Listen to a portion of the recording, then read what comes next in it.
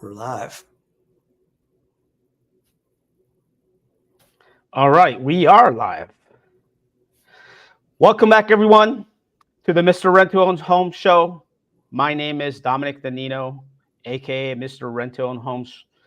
And in today's episode, we're basically just going to say, hey, don't shoot the messenger, right? The reality is sometimes your clients will get turned down by your preferred lenders, right? For all you agents out there, you understand what that's like. So I am joined by James Brown, real estate agent, investor from the Denver market, the hardest working man in show business. Can I get a ha-ha? In the house. All right. How you doing, James? Welcome to the good, show. man. Welcome back. Thank you. Yeah. How's your day been? Non-stop. Yeah. It was like eating trail mix during the last Zoom. Somebody's like, what's going on? I'm like, I haven't had time to eat. Right. Putting deals together, doing presentations. You host a show, a separate show with investors. And then you also teach a CE class for your real estate association. Yep. Busy. Cool. And you're also a divorce expert, right? That was a hot topic last week. I got a lot of comments on that about the divorce, right? Yeah. I always say divorce is divorce is going to happen in a good and a bad market. Yeah. So it's recession proof, as they say. So Yeah. So I got a lot of comments. So anyways, and then you have a book on that topic. So if somebody's in that situation, they can reach out to you or me. But there you go. Yeah, that's right. Plug the book in. Yeah. Reach out if you got questions. If you're going through, I don't know anybody. It's kind of helps walk you through all the things you got to think about. Yeah. Divorce is a good portion of the clientele that we get, right? Various scenarios off of that. All right. But in today's episode, we're talking about don't shoot the messenger. Sometimes your clients get told no from their lenders, right? So we're not trying to be the bearer of bad news here to agents or even lenders, right? Lenders want to put deals together too. They want to do loans, right? They get paid to do loans, and agents get paid to get people into houses. So so we're not the bringer of bad news. That's just the reality, right? So our message here is, hey, we're providing a solution, right? So I have always told people, it's like, look, you have a problem, especially when I was managing people. It's like, okay, you don't like the process, you don't like the system, or you don't like how things are being done. Well, don't just be a complainer. Bring a solution to the table, right? Yep. It doesn't help anybody just being a complainer. So if you have a solution, a better way of doing it, then let's bring it to the table. And I think that's our approach with this, right? We're just saying, your borrower's getting declined, tough luck, right? We're bringing a new solution to the table for you that's going to create more opportunities for you, either as a agent or a lender potentially, and then maybe we can go into each one of those. Right, because there's varying differences as to what the client's intent is, right? Whether they're going to buy and occupy, or hey, I already have the house, I'm already in the house, but I'm in a little bit of a bind here, right? Maybe I have a lot of equity, or maybe I'm in the bind and say, you know what, I need to leave, or I need to get out, or I need to exit this property potentially, right? So we have multiple methods of kind of solving that, right? So one is helping them get into the house. And sometimes when they're already in the house, maybe they're running into a situation where, hey, lost a job, got furloughed during COVID. I had a ton of clients that were like furloughed from the companies because the factories were shut down or offices were shut down for a period of time. That was a crazy, insane time. So somebody could already be in the house. So it's not really acquisition. And obviously that in that situation, if somebody's already in the house, well, it could be, because I've had this come up in a couple of my presentations where agents say, hey, I have somebody already in the house, but they're having a problem. they need to sell it because maybe it was a dual income, or they had the adult kids also in the loan, and the adult kids kind of got married off or went with a boyfriend or girlfriend, and they want to go live their own life.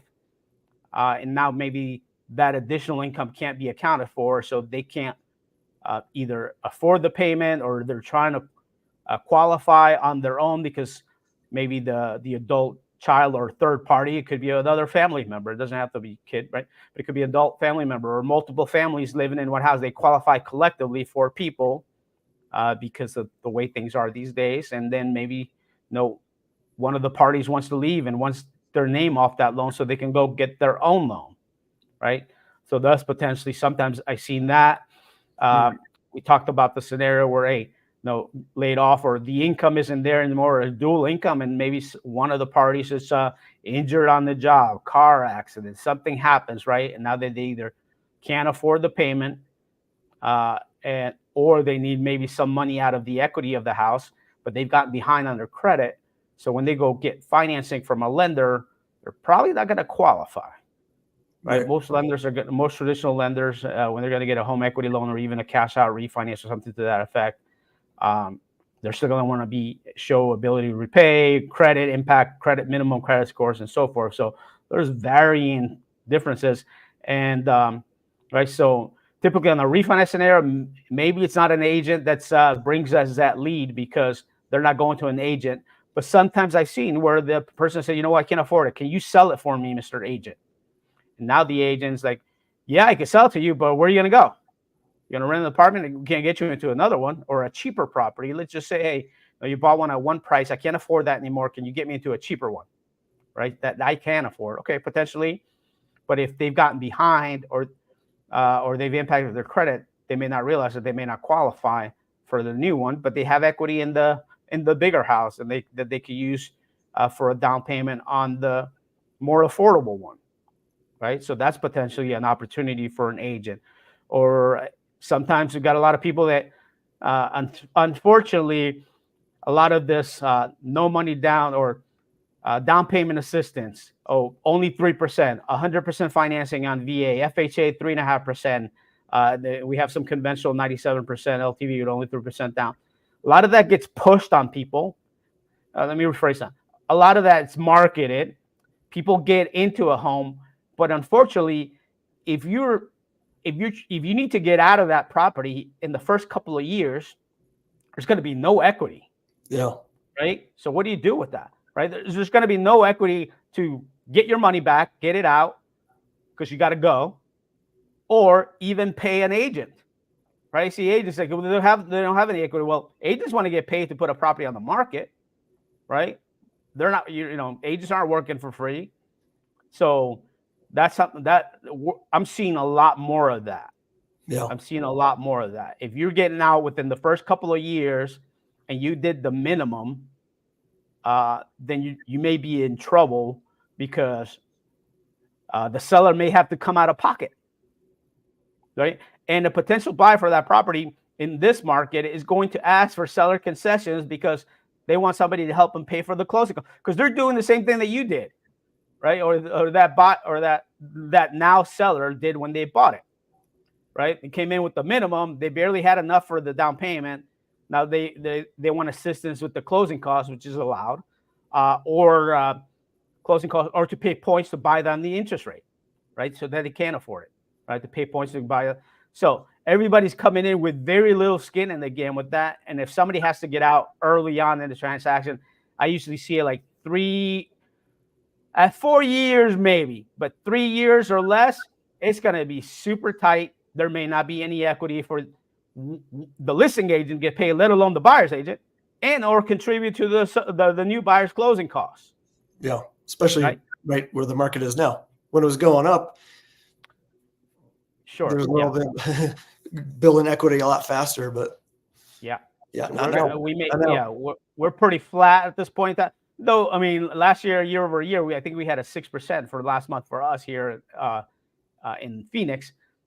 But that's going to vary house to house. It's not like an exact science, right? It's on the average, right? Your particular house may not have gone up 6%. And even 6%, okay, if you do a listing agreement, you got 3% for the buyer's agent and 3% for the seller's agent.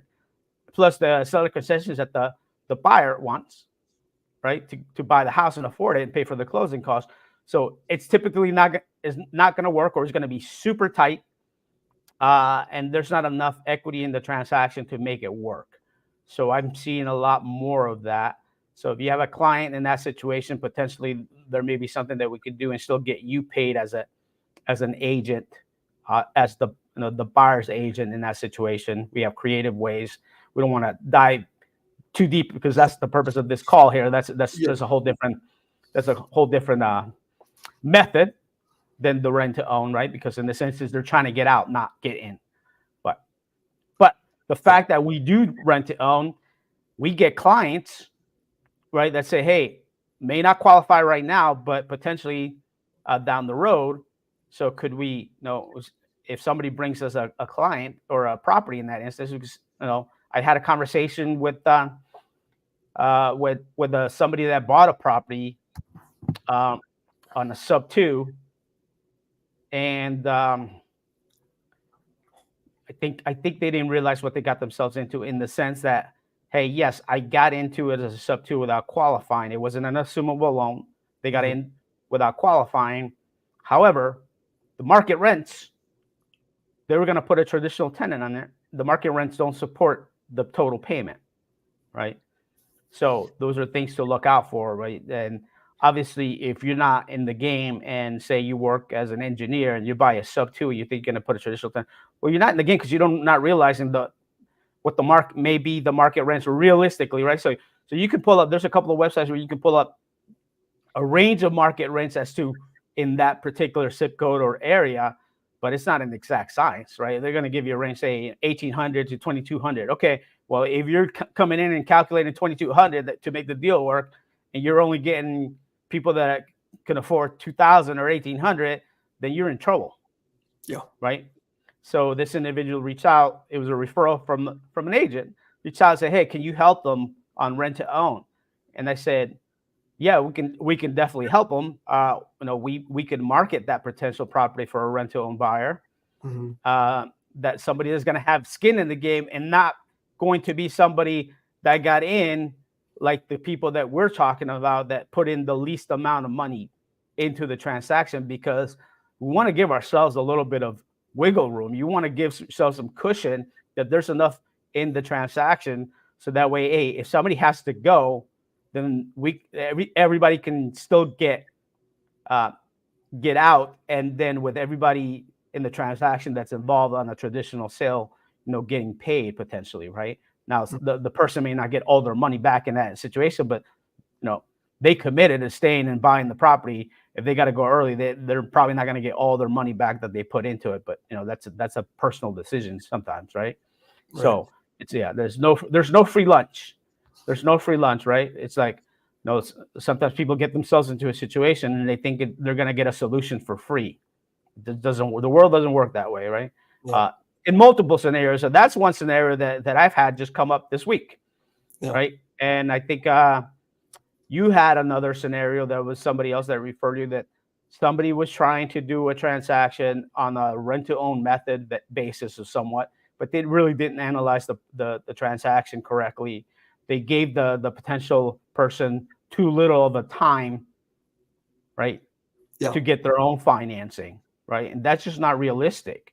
Yeah, but obviously they don't know any better because they're not lenders, or they're not in the game all the time, right? It's like they want to do a onesie here, and they get into it, and then once you're in, it's like, okay, now what? What do I do, or how do I solve this problem, right? It requires experience and requires time in the seat, as they say, to kind of look out for all the potential pitfalls that could happen, and then there's a reason to, there's a method to the madness as to why we do our process the way we do when it comes to vetting the potential person, giving them enough time, right? Kind of helping them get down the path to correcting what's keeping them from qualifying, whether it's their credit, getting their taxes done correctly, referring them to the right people. Now, so all these things have to be accounted for, so that way the success rate is super, super high. Right? Most traditional. Go ahead. Well, I yapped enough. Go ahead. That's what we teach in our classes, because Dominic teaches the class as well. There's a right way and a wrong way to do rent to own. It's really important. Like, we want to set people up for success, especially for those agents and lenders out there that are working with us. You know, our reputation is on the line, so we want to do it right. So that's where Dominic and I come in, kind of help walk through that and do it correctly. Yeah, and I think rent to own in general, from the from the old school way or the other way that people have been doing it, has gotten maybe potentially a bad rap. Yeah. Right. Because of that, because sometimes people are being put in that really don't belong in the program or shouldn't belong. They're being set up to fail. We don't work in that fashion. We want to make sure we give everybody as high percentage to succeed. We never put somebody in $1 million house that will never be able to afford $1 million property, right? I've seen people like that, and they're just hoping that the people fail and leave and forfeit their money and whatnot, and then they just take the property back. So yeah, so in general, I mean, it's gotten, because there are some operators that are working in that fashion, and these people are not licensed like you are and I am, right? Yeah. So they have nothing to lose other than potentially maybe getting sued or something to that effect. But there's a right way. If you know how to do it right, then the success rate is going to be high. Plus, you're going to keep people out of trouble too, and keep yourself out of trouble. Right. So there's a way of doing it. So there's opportunity these days for agents anyways, right? So we've talked in the previous episodes about the high percentage of agents that have left the industry, and lenders too. But then the last one, I was on another podcast, and there's somebody that has a website where a lot of deals get posted on. And the newest thing is 60% of wholesalers have left the industry too. Yep. Wow. That's a huge number. Yep, 60%. Because there's a bunch of newbies or a bunch of people that are, and no hate. It's no hate, right? Everybody has the dream, right? But dreaming is free. But the work and what it requires and the learning and the experience comes with time in the seat, right? Yep. So people see the social media posts from this person and that person. Oh yeah, you could do from 0 to 10 billion in 30 days, right? Whatever the clickbait, right? And most of this crowd tends to be a little bit younger, right? Yep. And nothing wrong with being young, right? Nothing wrong with being young if you get schooled the right way. If you kind of learn from the right people that have had the experience. But if you're learning from other 20-year-olds, then they haven't seen a lot, right? They haven't been through the market cycles, right? They weren't. I mean, they were probably in diapers when during the financial crisis, right? So, how much can they counsel you or give you? And there are some mid-20 people that are good salespeople, good acquisitionists, right? They're hustlers, but they don't have a lot of experience, right? So going through these market cycles is going to weed out a lot of people, and it already has, right? The easy money is gone, right? Mm-hmm. Now you have to be smart, right? You have to be smart. It's about the right deals, working with the right people, placing the right people in houses, right? Not just kind of jamming them just to hopefully get a commission or a paycheck or whatever it may be, right? Because a lot of people are, may end up struggling if you do that. And usually, like when people say, well, can they do minimum? What's the minimum? What's the minimum? It's like, I always tell people, it's like, the minimum is the minimum, but putting the minimum isn't the best thing always. Right. Everybody was like, okay, if they have, 500,000, but they want to put 3% down on a $500,000 house, right? They only want to put 25,000 when they have 500,000 in the bank. Like, was that really the best thing for them? Right? It's So, when we analyze and we have a discussion with potentially somebody that's trying to come into our program, is we have the discussion. Sometimes you have to tell them the truth. You have to have these hard conversations and say, look, we can give you this payment. Your payment is going to be higher I don't know that you could afford it. No, let's get you into a potentially a lower price point, or have you put more money down so that way you can afford it, right? Yeah, if this is the house you absolutely have to have and you want it, well, okay, then you're probably going to need a little bit more money down. You have it, so why don't you do that? That way you can afford it, and then we can get you to the finish line. Because ultimately, at the end, when you get your own financing, a traditional lender is going to look at that too, right? They're going to look at that too. And vice versa. Sometimes like people are really realistic. Say, yeah, can I get a house for $1,000 a month? Like, no, not here. No, I don't know anywhere in the U.S. you could probably buy a house for $1,000 a month. Maybe in a few pockets where prices are at 50, 60,000, but you're not there, I guess, right? Or other parts of the world, maybe, I don't know.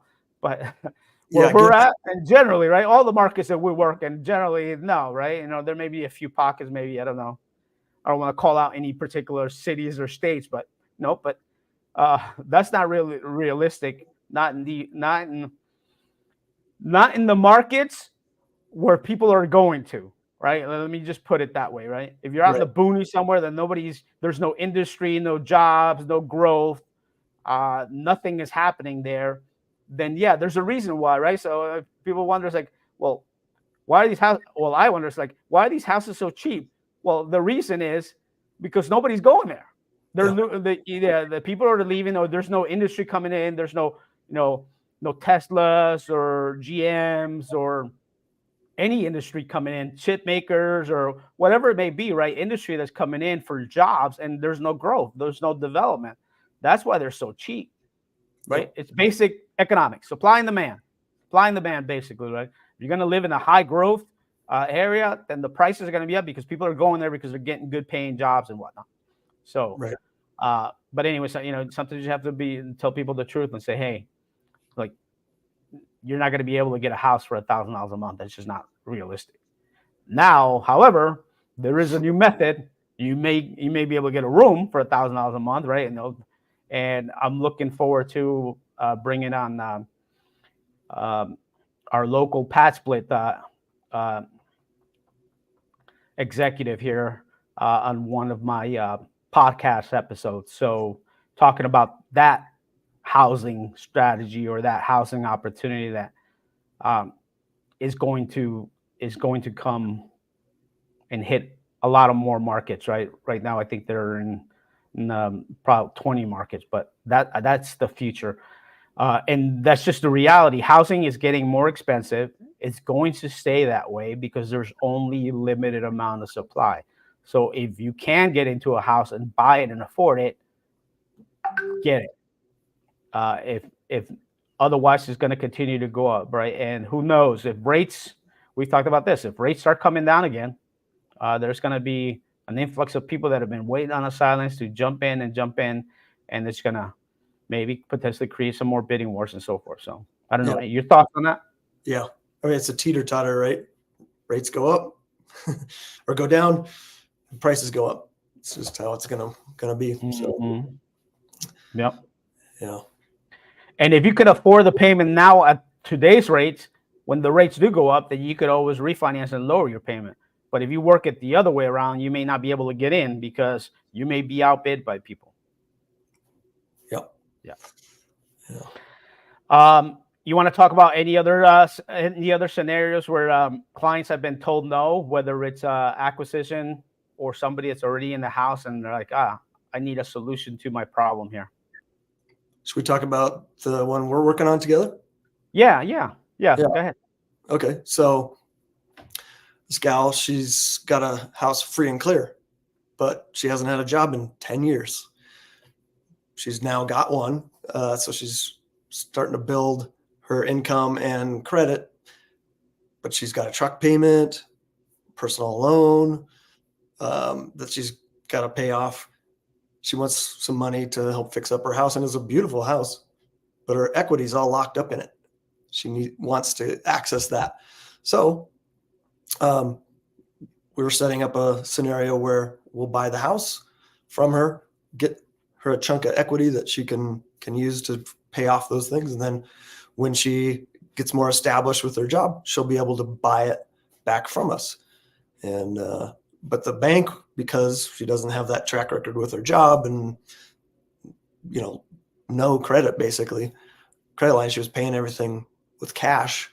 Bank couldn't give her any kind of cash out, refi, or anything to access that equity. So that's a creative solution where we can help somebody along. So yeah, that's a super creative method that that we've implemented in a couple of instances, right? Her other solution really is, hey, I got a new job.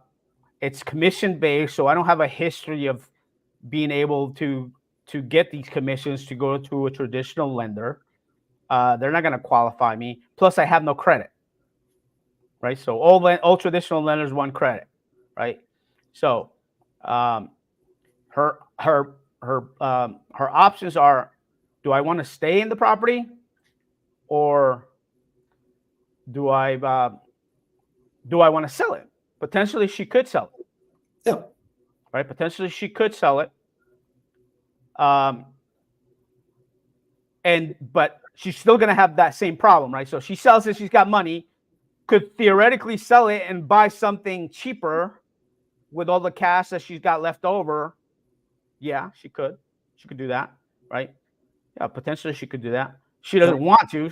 She wants to stay in this particular property and kind of establish her job history so she can get traditional financing, right? So there is an option. She definitely doesn't have to use our option. She could just sell it traditionally. There's going to be money spent in doing that, right? There's going to be commissions, closing costs.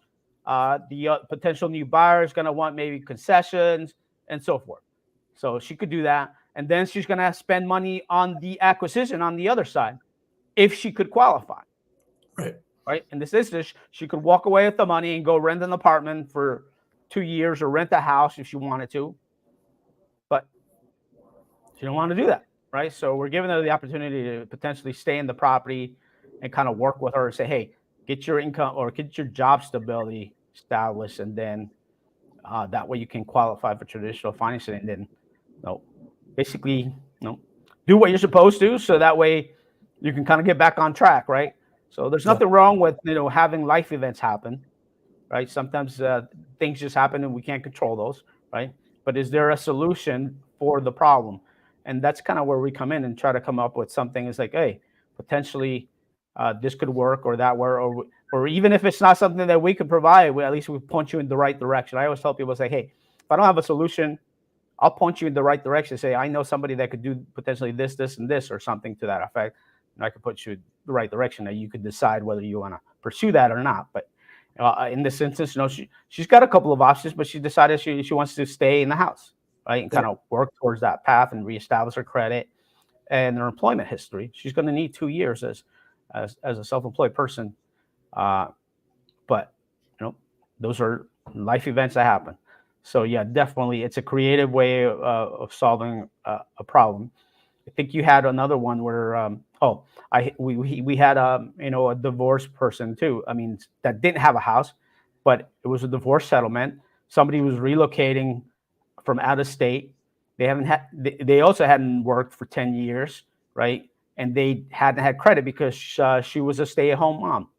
But since she had enough money on the settlement where she probably could have paid for cash for a house, but she would have been tapped basically, right? And she was just getting a new job. So she wanted some reserves, at least like 12 months of kind of like living expenses to be budget out until she can kind of get her job history back on track and kind of get back into the workforce. So we're able to get her into our rent-to-own program, basically putting some of the money down from her settlement and keeping the rest as reserves for living expenses and enough money to be able to make the payments. While she establishes herself, and at a certain point, maybe 6 months and 9 months, she won't need to tap that because she'll be working. She'll have her regular job, and then once she establishes her job history again and her credit, then she can get financing and basically just do a traditional purchase or refinance on the property, right? Or potentially even sell it if she wanted it to. She's like, no, now I can afford. Now I'm making, I don't know, 100,000 a year. I want a bigger house. I'm gonna sell this one and then just go buy me another one because I could qualify for that, right? So Right. they don't. I mean, potentially they could do that. A lot of people are getting into a house that they want to stay in, but in 2-3 years, if their income goes up or their situation goes up, they're more than welcome to. It's like, hey, I'm gonna execute my option. I'm gonna sell it, and I'm gonna walk away and put the rest of the money from the sale towards the purchase of a bigger house. Yeah. So, anything you want to add to that? Can't think of anything right now. All right. Well, I think that kind of covers it for the day. Short and sweet day. But basically, what we're trying to say is we don't want to be the bearer of bad news. We want to bring the solution to the table. If you have any scenarios like that, to where, hey, you have a client that wants to get into a house, or if you have a client that's already in the house and maybe needs assistance or a solution to not lose the house because they got themselves into trouble, or they have to go because, hey, just life happens, but there's not enough equity in it to pay for the transaction and everybody. And I see some of those out there listening. I've gotten calls on that. It's like, hey, what can we do, or how can we do it? So we have a couple of solutions where we can come up with to at least people don't walk away can walk away unscathed, in the sense like, hey, it's worse than giving it back to the bank, because now you're going to ruin your credit. You're going to have a foreclosure because you had to go, right? So we want to prevent that, so that way people have an opportunity to continue going. So I would call it, hey, foreclosure prevention, right? If that's the case. And in this other instance, hey, it wasn't foreclosure per se, but it's like, hey, I need some of this equity to kind of get my finances righted again, right? So it's hard. Once you start getting behind, it's hard to catch up for most people, right? Because most people don't make that kind of money, or aren't expecting, hey, I'm expecting a $50,000 bonus to pay off all this debt so I can start anew. Well, that's just not typical, right? So once you get a couple of months behind, it just starts to snowball. And sometimes the creditors don't want to work with you. If that's an opportunity for you, that's usually what we're going to say to people. Hey, you're behind on a mortgage. Call your lender, see if they can work out with you some kind of modification, forbearance, or some kind of hardship kind of thing. See what what solution they may have for you, right? Because they may have something for you. And if you already tried and exhausted that and it's still not working because they're not willing to work with you, or maybe the type of servicer or lender doesn't have that option for whatever reason, then we could be a solution and an option for it. So how can somebody get a hold of you, James, if they have one of these scenarios? You can go to realhomesolutions.org or go to Linktree/partner with James Brown. All right. And if you want to get a hold of me, you can contact me at MisterRentToOwnHomes on Instagram, MisterRentToOwnHomes on TikTok, MisterRentToOwnHomes on YouTube. And you can also email me at my email, or go to our website that's on the banner here.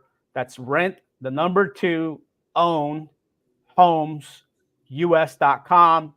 That's our website. You can put in your information. If you're, we have a referral link on there, where if you're an agent or a lender, where you can submit, hey, I have a client. You give us your information, the client's information, and then we can kind of hop on a call, reach out to you and say, hey, what's the story? Or then we can contact the client and see how we can kind of come up with a solution, either for our rent-to-own programs, or somebody's in a situation where they need something done with the existing house that they have.